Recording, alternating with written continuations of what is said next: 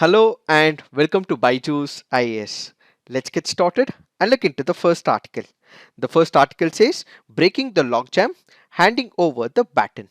The article here is speaking about the process of appointment in the Supreme Court of India.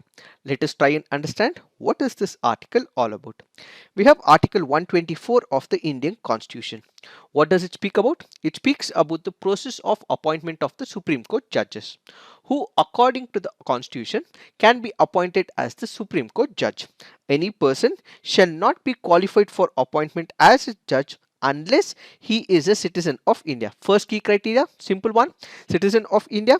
He has to be at least 5 years a judge of a high court or of two or more such courts in succession, which means any person who is to be appointed as a Supreme Court judge to be promoted as a Supreme Court judge will have to be a High Court judge for a minimum period of 5 years. He may have worked in a one single High Court, or he may have worked in two or more consecutive number of High Courts as well, but he should have served in the High Court for a minimum duration of 5 years. That is another criteria.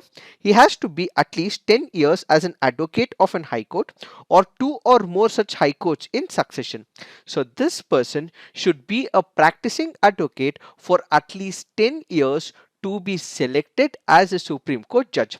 It can be once again a single High Court, or it can be two or more successive High Courts as well. So he might be practicing in the state of Karnataka, he might be practicing in the Karnataka High Court, and at the same time he might have also worked in the Madras High Court or in the Bombay High Court. So 10 consecutive years he should have represented in the High Court. Followed by this, according to the opinion of the president, he should be a distinguished jurist. So who is this distinguished jurist? This is a person who is a scholar in nature. He might have given so much to the contributions of law. Let's say for example, we take Upendra Bakshi, or let's say for example tomorrow D.D. Basu. So according to the president, if there is a scholar who's added value and contributions to the judicial system, in such a case his scholarly knowledge can be attributed, and the president would be able to select such a person as well for the Supreme Court judge. These are the three criteria that needs to be followed for an appointment of a person for the judiciary in the Supreme Court. Apart from this, whenever there is a person selected to the Supreme Court from the High Court who was a judge of the High Court, there are two criteria that we have to look at. One is the seniority criteria, the other happens to be the criteria of merit. So what exactly happens? By default, as we initially considered, he has to be a person who should have served as a judge in the High Court for a minimum period of 5 years. So those people who have worked in the High Court for a larger number of years on the basis of seniority, they would be selected. If seniority is not taken into picture, what matters is the merit of that judge. Let's say for example, there is one of the judges working in the High Court, any of the High Courts in India, has given some of the landmark contributions, has exceptional ability to understand the judicial system in India, and his orders are far superior. In such a case as well, he can be selected on the basis of merit over seniority. But when such a consideration is made by the Supreme Court of India's collegium system, the same will have to be put out on records as well. So the key criteria that the Supreme Court looks into is, one is the seniority, the other happens to be the merit. So who appoints the judges of the Supreme Court? Every judge of the Supreme Court shall be appointed by the President of India by warrant under his hand and seal, after consultation with such of the judges of the Supreme Court and of the High Court in the state as the President may deem necessary. So Article 124 clearly says that the President shall appoint the judges after consultation with the judges of the Supreme Court. But there was a catch in this word consultation. This word consultation has been given multiple interpretations by the Supreme Court of India. There are three landmark judgments that we have to look at. One is the first judge's case, second is the second judge's case, third is the third judge's case. What is this first judge's case? We have the President of India who has to consult the Supreme Court. So does this consultation mean it is only asking the Supreme Court, or this words of the Supreme Court and the Chief Justice and the judges, is it binding on the President? This was the reference made in the first judge's case. So what happens in first judge's case? It says that it is mere consultation, which means the central government would have the final say when it comes to the appointment of the judges when it comes to the Supreme Court. So the first judge's case clearly said that consultation is mere consultation, and who is the final authority? It is the central government, it is the president who is the ultimate authority to decide who would be the judges when it comes to the Supreme Court of India. That is the first judge's case. So the consultation is mere consultation. Their words may not be taken seriously by the president, and whether he takes it seriously or not is ultimately left to the president and the cabinet, said the first judge's case. So this happened in the year 1981. After this, there was once again a reference made in the second judge's case. What happens? The Supreme Court realizes that all of a sudden there might be executive interference when it comes to the appointment of the judges in the Supreme Court. So what does the Supreme Court decide? This word consultation is not just consultation, but this also means concurrence. So whatever the Supreme Court says, the same will have to be complied by the government of the day, by the president, and only such candidates will be appointed as the judges of the Supreme Court. So consultation is not just consultation, it is not just of words, but it is binding on the president and the cabinet, said the Supreme Court of India in the second judge's case. In the same case, the concurrence basically means it is not only of the Chief Justice of India, two senior most judges in the Supreme Court, their opinion will also be taken into picture, says the Supreme Court of India. So basically, it is through this second judge's case, this whole idea of collegium does come into picture. So in the first judge's case, it was only consultation. The words were not binding on the government. It was not binding on the president. But in the second judge's case, the Supreme Court realizes that there might be executive interference which is completely barred according to the directive principles of the state policy, and as a result, the Supreme Court decides that consultation also means concurrence, where the Supreme Court words will have to be taken seriously by the president, which means whatever the Supreme Court says, the government will have to follow it, and it is binding. And this is where this whole process of collegium comes into existence as per the second judge's case. Now is the controversy. In the first judge's case, it was simply said that consultation is consultation. In the second judge's case, consultation became concurrent. So ultimately, there was a presidential reference that happened in the year 1998, where we have the President K.R. Narayanan makes a reference to the Supreme Court of India to settle this whole dispute. Is it only consultation? Is it concurrence? What is it? Answer, dear Supreme Court, says the President of India. So the Supreme Court of India looks into this matter entirely and finally says that concurrence is what we have to look at. It is not just mere consultation, and all the words of the Supreme Court are binding on the government when it comes to the appointment of the Supreme Court judges, says the Supreme Court of India. Added to this, it is not the two senior most judges, but instead what we will have is the four senior most judges along with the Chief Justice of India, and whatever recommendations are being made, this will be on the basis of majority. There should be a consensus. If that does not go good, any candidate will require the support of the majority of the collegium. Ideally, what we require is a broad consensus. The Chief Justice of India, the four senior most judges will have to come on a uniform platform, but if that does not work, the candidate will require the support of the majority of the collegium in the third judge's case, says the Supreme Court of of India. So what is this third judge's case? Basically, it is the process of appointment where you have the Chief Justice of India, four senior most judges, they make a recommendation to the government of the day will have to comply by it. This is binding on the government. So the collegium's recommendation is binding on the president. But if the president decides that he wants to accept it, he will accept and appoint it. But what if he sends back to the collegium? The collegium may look into this particular recommendation, but after it is sent back, if the Supreme Court decides yes, we need this judge as the judge of the Supreme Court, that is when it is binding on the president on the second return that this person will have to be appointed as the judge of the Supreme Court. So do remember, the collegium's recommendation is binding on the government of the day. Why are we discussing all this? That is because for the very first time, the Supreme Court of India's collegium, led by the Chief Justice of India, have recommended as many as 9 judges to the government. So this happens to be one of the unique features in the collegium, where in the past such consensus was not built, but in what could be a unique prospect, we have the Chief Justice of India who's taken all judges into picture and has ultimately recommended about 9 judges to the Supreme Court of India. Now the ball is in the court of the government, and the government will have to expedite this process, says this author. Apart from this, whenever there is a criteria of judge appointment, it is not only merit. We did look into it. It is not only about seniority. What matters is that there is representational status from different aspects of the judiciary. What do we mean by it? We have to consider the gender. So in this particular appointment procedure, we have 3 names of women who are being given. So what we are respecting is the gender role. Apart from this, it also has to be inclusive as well.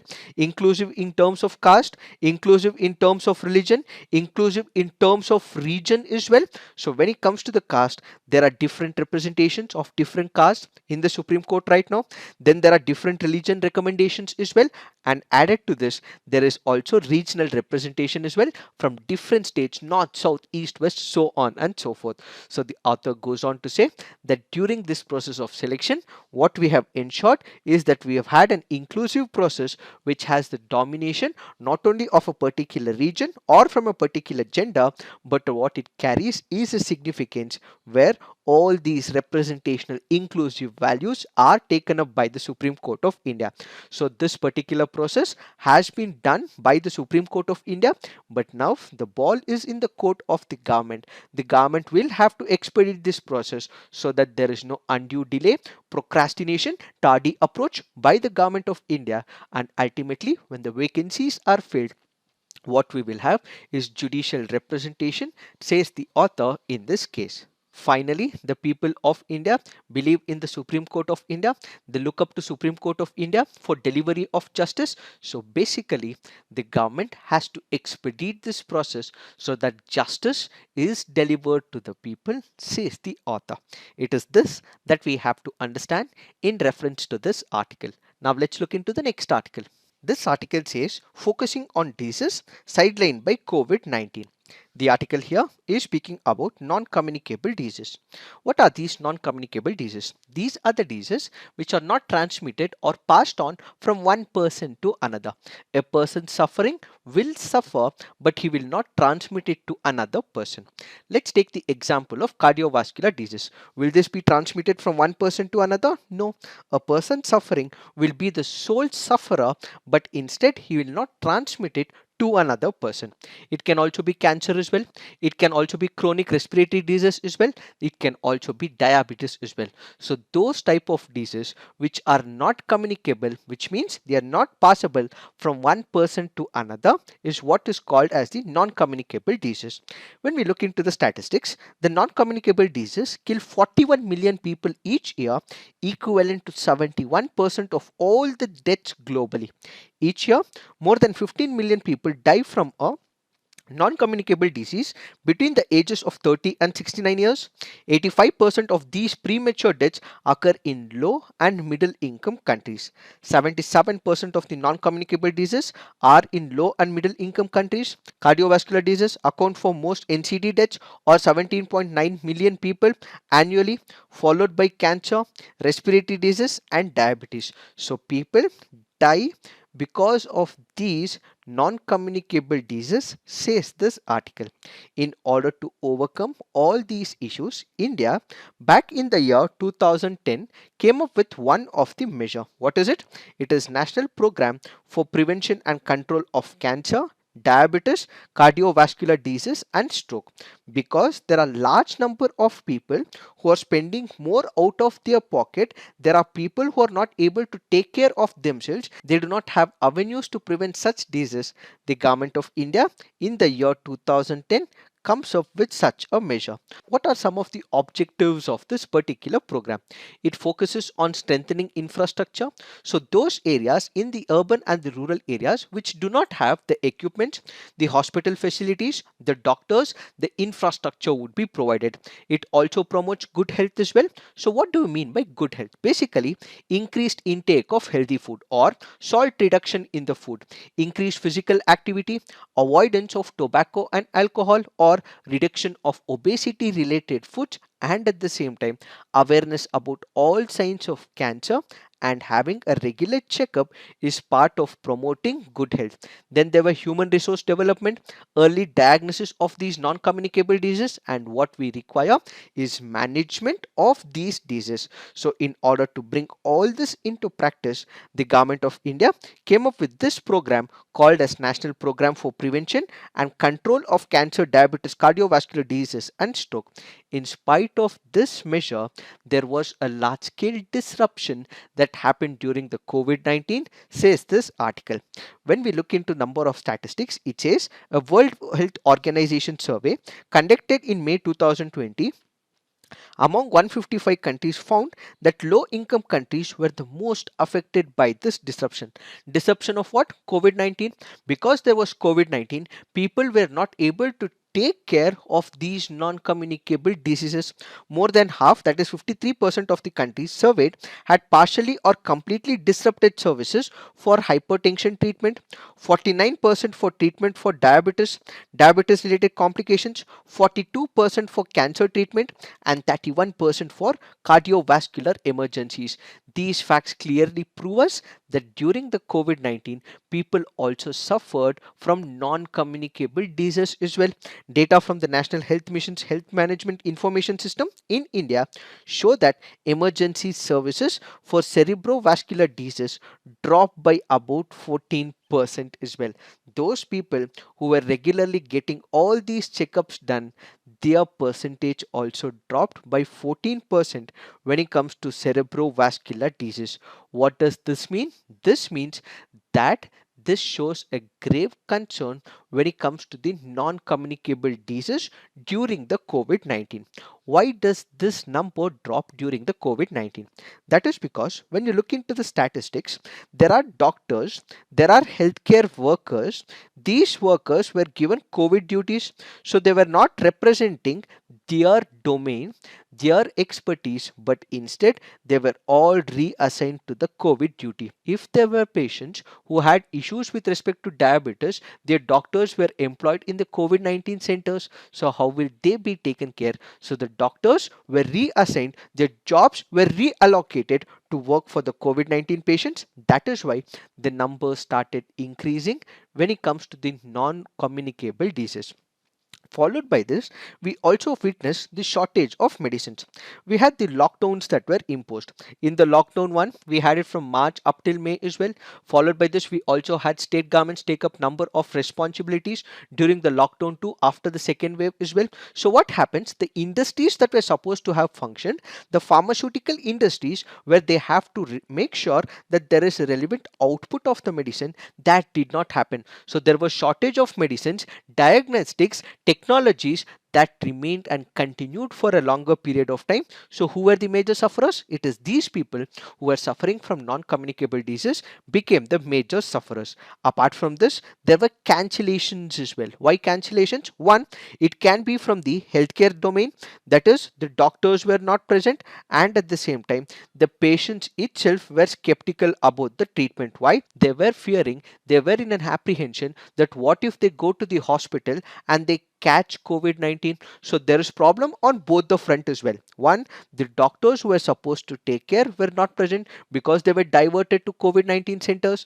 and people who wanted to get this issue sorted out, even they did not go to hospitals primarily because they were scared, where what if we go to the hospital and we catch COVID-19. So that is why there was cancellation of planned treatments, decreased availability of the public transport as well, and there was lack of staff who were attending to these non-communicable diseases.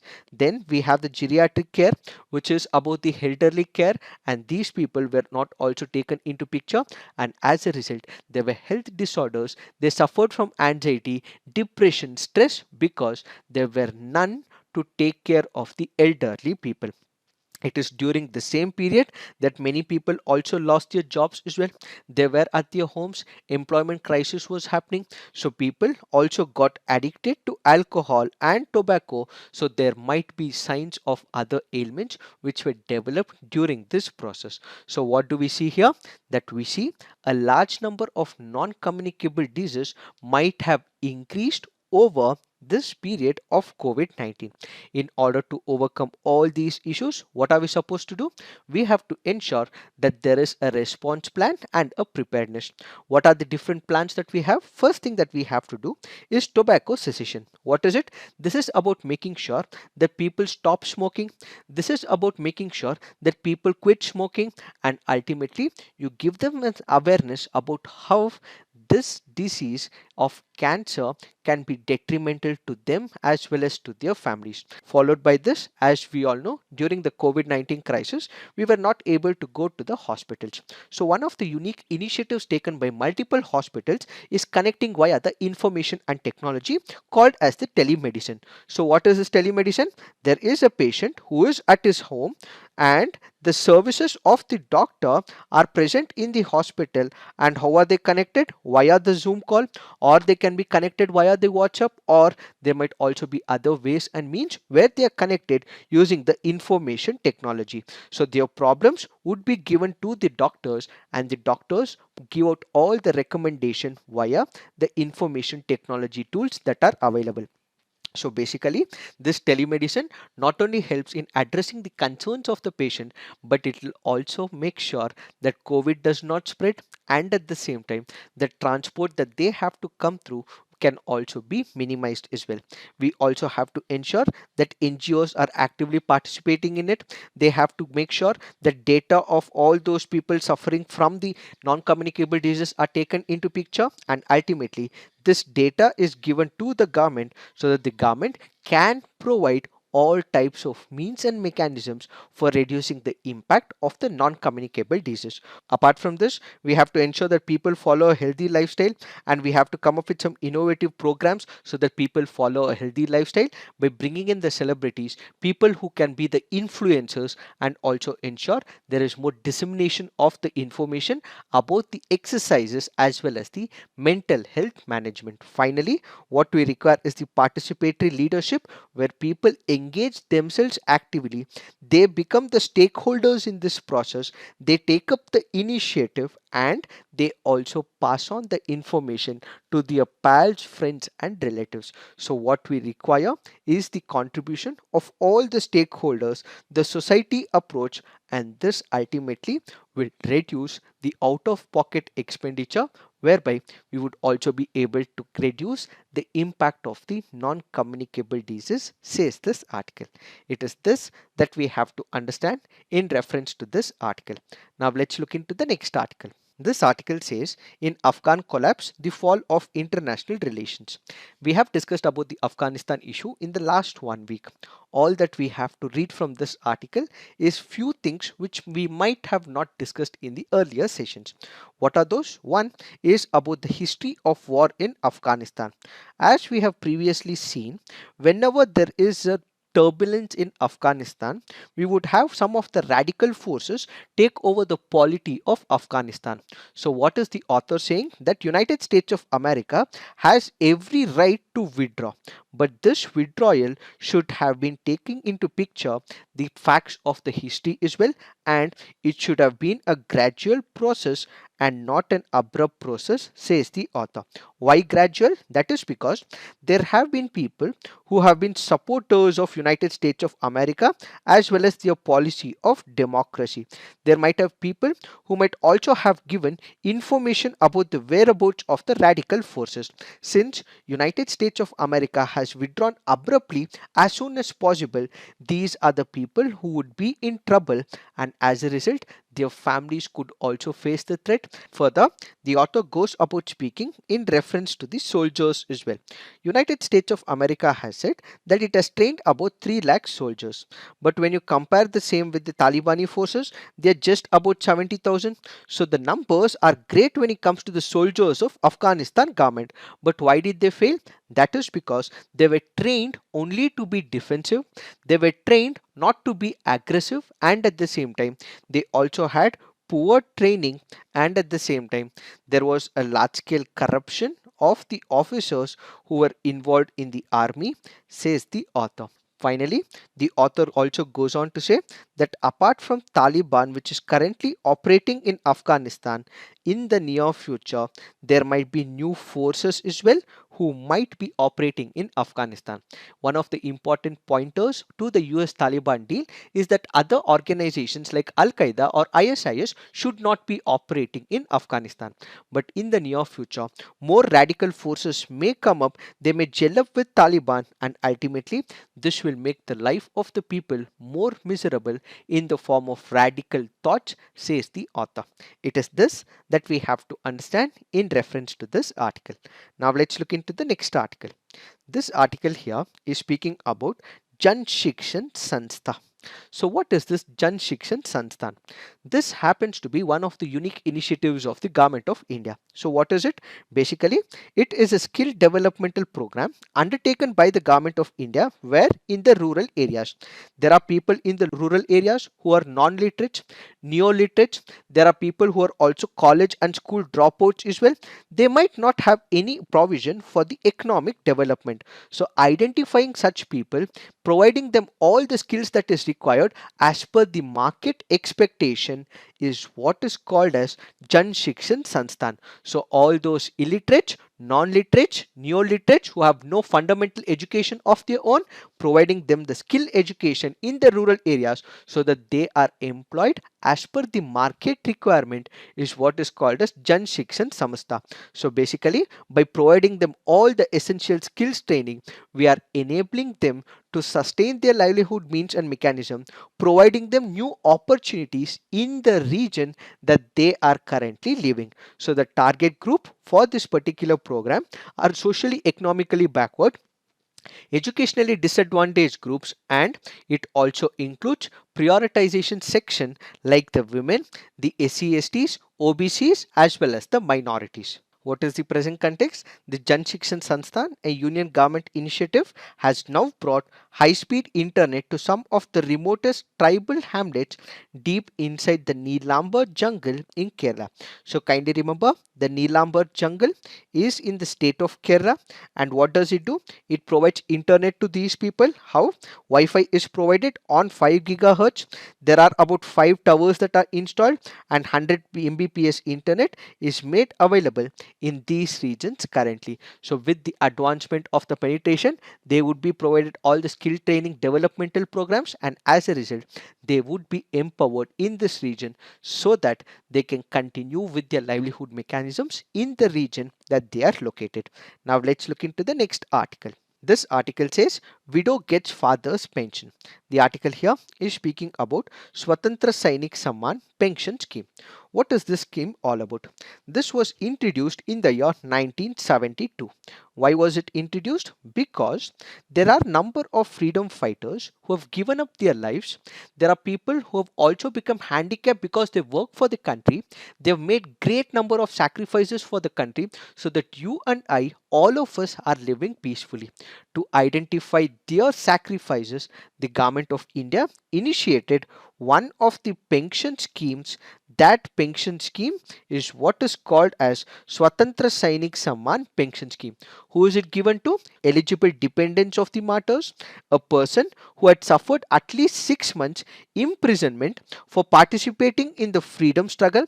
But when it comes to the women, it is about 3 months, and freedom fighters belonging to ST, it is about 3 months.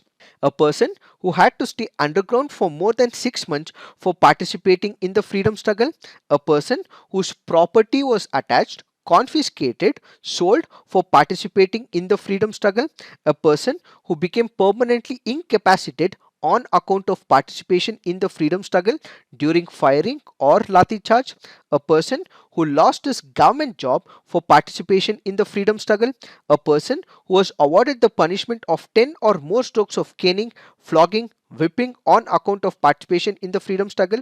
And who will be getting this? Spouses, unmarried and unemployed daughters, and mother or father of the deceased freedom fighters are eligible to get the pension of the freedom fighters. So this scheme is what is called as the Swatantra Sainik Samman pension scheme, and the amount of pension is reviewed periodically by the government of India. Apart from this central sector scheme, there are also other schemes which are also taken by different state governments in India. It is this that we have to understand in reference to this article. Now let's look into the mains practice questions. Judicial reforms are the need of the hour, as the current appointment process to the Supreme Court remains opaque. Critically evaluate. Strengthening the primary healthcare system will help tackle the burden of non-communicable diseases discussed. So please write all your answers on the comment section. You would also be able to upload the images on our website, do a peer review, do give positive feedback to your friends' answers. So this is it for today. Thank you for watching. All the best.